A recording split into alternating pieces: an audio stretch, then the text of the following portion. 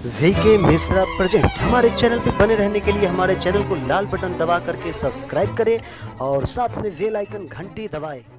ध्यायेत नित्यं महेशं रजतगिरिनिभं चारुचन्द्रावतंसं रत्नाकल्पोज्ज्वलांगं परशुमृगबला भीतिहस्तं प्रसन्नं पद्मासीनं समन्तात् अस्तुतमुर्गनैर्व्याघ्रकृतिं वशानं विश्वाद्यं विश्वबीजं निखिलभयहरं पंचवक्त्रं त्रिनेत्रम्। ओम नमः शिवाय। जय श्री राधे कृष्ण। आप सभी का हमारे YouTube चैनल पे बहुत बहुत स्वागत है। यूं ही ज्ञानवर्धक जानकारियाँ प्राप्त करने के लिए हमारे इस चैनल को लाल बटन दबा करके सब्सक्राइब करें, साथ में बेल आइकन घंटी दबाएं ताकि मेरे वीडियो का नोटिफिकेशन आपके पास सबसे पहले पहुंचे। आइए आज सुनते हैं सोमवार व्रत की कथा। सोमवार के दिन भगवान भोलेनाथ और माता पार्वती का इस दिन पूजन किया जाता है। जो भी भक्त सच्ची श्रद्धा के साथ सोमवार का व्रत करते हैं या इस व्रत का कथा श्रवण करते हैं, उन्हें भगवान भोलेनाथ की कृपा से सभी प्रकार के सुखों की प्राप्ति होती है, आरोग्य की प्राप्ति होती है तथा भगवान अपने भक्तों की सभी प्रकार से रक्षा करते हैं। सोमवार के दिन भगवान भोलेनाथ का पूजन करने वाले को चाहिए कि सुबह ब्रह्म मुहूर्त में उठ करके अपने सभी नित्य क्रियाओं से निवृत्त होकर के गंगा नदी में या घर के जल में ही थोड़ा सा गंगा जल मिला करके इस दिन स्नान करना चाहिए। शुद्ध वस्त्र धारण करके मन में संकल्प लेते हुए भगवान भोलेनाथ का सोमवार का व्रत करना चाहिए। इस दिन भगवान भोलेनाथ को प्रसन्न करने के लिए उनका जल से अभिषेक करे, दुग्ध से अभिषेक करे, शुद्ध गंगा जल चढ़ाएं, उनके ऊपर वस्त्र चढ़ाएं, यज्ञोपवीत चढ़ाएं, अक्षत, चंदन, पुष्पों की माला भगवान भोलेनाथ को अर्पित करे, बेलपत्र, भांग, धतूरा आदि शमी पत्र अर्पित करे। इसके बाद भगवान को धूप और दीप दिखाएं, अनेक प्रकार का नैवेद्य अर्पित करे और दक्षिणा चढ़ाएं, पुंगी फल तांबूल अर्पित करे। इस प्रकार से भगवान गणेश, नंदी, सिंगी, भिंगी, शिव परिवार तथा माता पार्वती का पूजन करे। इसके बाद सोमवार व्रत का कथा श्रवण करे। उसके बाद फिर भगवान की आरती करे। तो आइए सुनते हैं सोमवार व्रत की कथा। तो बोलिए प्रेम से भगवान भोलेनाथ की जय।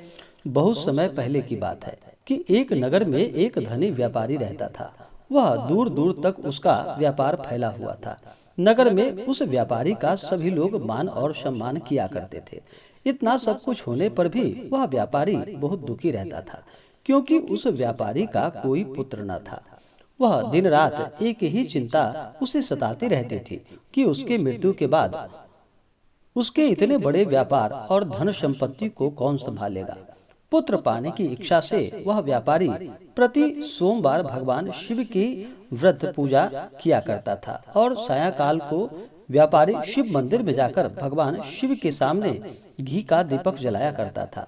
उस व्यापारी की भक्ति देखकर एक दिन माता पार्वती ने भगवान शिव से कहा कि हे प्राणनाथ, यह व्यापारी आपका सच्चा भक्त है। कितने दिनों से यह सोमवार का व्रत और पूजा नियमित रूप से कर रहा है। भगवान, आप इस व्यापारी की मनोकामना अवश्य पूर्ण करें। भगवान शिव ने मुस्कुराते हुए कहा कि हे देवी, इस संसार में सबको उसके कर्म के अनुसार फल की प्राप्ति होती है। प्राणी जैसा कर्म करता है उसे वैसा ही फल प्राप्त होता है। इसके बावजूद पार्वती माता नहीं मानी।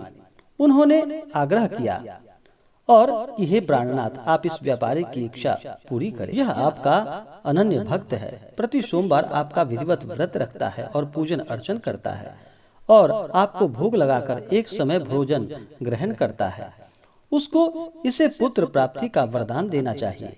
पार्वती का इतना आग्रह देखकर भगवान शिव ने कहा कि तुम्हारे आग्रह पर मैं इस व्यापारी को पुत्र प्राप्ति का वरदान देता हूँ, लेकिन इसका पुत्र 16 वर्ष से अधिक जीवित नहीं रह पाएगा। उसी रात भगवान शिव ने स्वप्न में उस व्यापारी को दर्शन देकर उसे पुत्र प्राप्ति का वरदान दे दिया और उसके पुत्र के 16 वर्ष तक जीवित रहने की बात भी बताई। भगवान के वरदान से व्यापारी खुशी तो हुआ, लेकिन पुत्र की अल्प आयु की चिंता उसे खुशी को नष्ट कर दी। व्यापारी पहले की तरह सोमवार का विधिवत व्रत करता रहा। कुछ महीने पश्चात उसके घर अति सुंदर पुत्र उत्पन्न हुआ। पुत्र जन्म से व्यापारी के घर में खुशियां भर गई। बहुत धूमधाम से पुत्र जन्म का समारोह मनाया गया। व्यापारी को पुत्र जन्म की अधिक खुशी हुई, क्योंकि उसे पुत्र की अल्पायु के रहस्य का पता था। यह रहस्य घर में किसी को भी मालूम न था। जब पुत्र 12 वर्ष का हुआ तो शिक्षा के लिए उसे वाराणसी भेजने का निश्चय हुआ। व्यापारी ने पुत्र के मामा को बुलाया और कहा कि पुत्र को शिक्षा प्राप्त करने के लिए वाराणसी छोड़ आओ। लड़का अपने मामा के साथ शिक्षा प्राप्त करने के लिए चल दिया। रास्ते में जहाँ भी मामा और भांजा रात्रि विश्राम के लिए ठहरते वहीं यज्ञ करते और ब्राह्मणों को भोजन कराते थे। लंबी यात्रा के पश्चात मामा और भांजा एक नगर में पहुँचे। उस नगर के राजा की कन्या का विवाह हो रहा था। इसी खुशी में पूरे नगर को सजाया जा रहा था। निश्चित समय पर बारात आ गई, लेकिन वर का पिता अपने बेटे के एक आंख से काने होने के कारण बहुत चिंतित था। उसे इस बात का भय सता रहा था कि राजा को इस बात का पता चलने पर वह कहीं इससे विवाह से इनकार न कर दे, बदनामी इसकी हो जाएगी। वह वर के पिता ने लड़के को देखा तो उसके मस्तिष्क में एक विचार आया। उसने सोचा, क्यों न इस लड़के को दूल्हा बनाकर राजकुमारी से इसका विवाह करा दूं। विवाह के बाद इसको धन देकर विदा कर दूंगा और राजकुमारी को अपने नगर ले आऊंगा। वर के पिता ने इसी संबंध में मामा से बात की। मामा ने धन मिलने के लालच में वर के पिता की बात स्वीकार कर ली। लड़के को दूल्हे के वस्त्र पहनाकर राजकुमारी से विवाह करा दिया गया। राजा ने बहुत सा धन देकर राजकुमारी को विदा किया। लड़का जब लौट रहा था तो सच नहीं छिपा पाया और उसने राजकुमारी की ओढ़नी पर लिख दिया, राजकुमारी, तुम्हारा विवाह तो मेरे साथ हुआ है। मैं तो वाराणसी में शिक्षा प्राप्त करने के लिए जा रहा हूँ। अब तुम्हें जिस नवयुवक की पत्नी बनना पड़ेगा वह काना है। जब राजकुमारी ने अपनी ओढ़नी पर लिखा हुआ यह पढ़ा तो उसने काने लड़के के साथ जाने से इनकार कर दिया। राजा ने सब बातें जानकर राजकुमारी को महल में रख लिया। उधर लड़का अपने मामा के साथ वाराणसी पहुंच गया। गुरुकुल में पढ़ना शुरू कर दिया। जब उसकी आयु 16 वर्ष पूरी हुई तो उसने एक यज्ञ किया। यज्ञ की समाप्ति पर ब्राह्मणों को भोजन कराया और खूब अन्न वस्त्र दान किए। रात को अपने शयन कक्ष में सो गया। शिव के वरदान के अनुसार शयनावस्था में ही उसके प्राण पखेरु उड़ गए। सूर्योदय पर मामा भांजे को मृत देखकर रोने पीटने लगा। आसपास के लोग भी एकत्र होकर दुख प्रकट करने लगे। मामा के रोने और विलाप के स्वर समीप से गुजरते हुए भगवान शिव और माता पार्वती ने सुनी।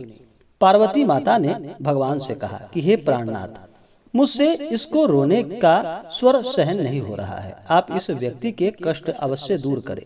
भगवान शिव ने माता पार्वती के साथ अदृश्य रूप में समीप जाकर देखा तो पार्वती जी से बोले कि पार्वती, यह तो उसी व्यापारी का पुत्र है। मैंने इसे 16 वर्ष की आयु का वरदान दिया था। इसकी आयु तो पूरी हो गई। पार्वती जी ने फिर भगवान शिव से निवेदन किया कि हे प्राणनाथ, आप इस लड़के को जीवित करें, नहीं तो इसके माता पिता पुत्र की मृत्यु के कारण रो रोकर अपने प्राण को त्याग देंगे। इस लड़के का पिता तो आपका परम भक्त है। वर्षों से सोमवार का व्रत करते हुए आपको भोग लगा रहा है।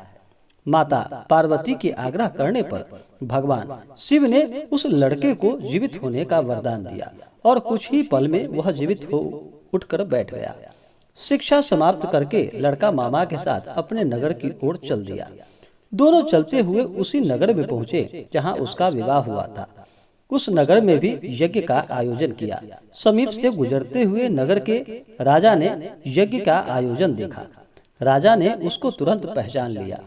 यज्ञ समाप्त होने पर राजा मामा भांजा को महल में ले गया और कुछ दिन उन्हें महल में रखकर बहुत सा धन देकर वस्त्र देकर राजकुमारी के साथ विदा किया।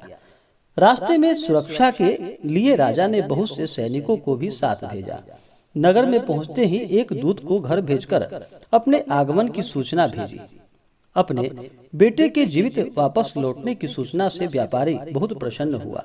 भूखे प्यासे रहकर व्यापारी और उसकी पत्नी बेटे की प्रतीक्षा कर रहे थे। उन्होंने प्रतिज्ञा कर रखी थी कि यदि उन्हें अपने बेटे की मृत्यु का समाचार प्राप्त हुआ तो दोनों अपने प्राण को त्याग देंगे। व्यापारी अपनी पत्नी और मित्रों के साथ नगर के द्वार पर पहुंचा।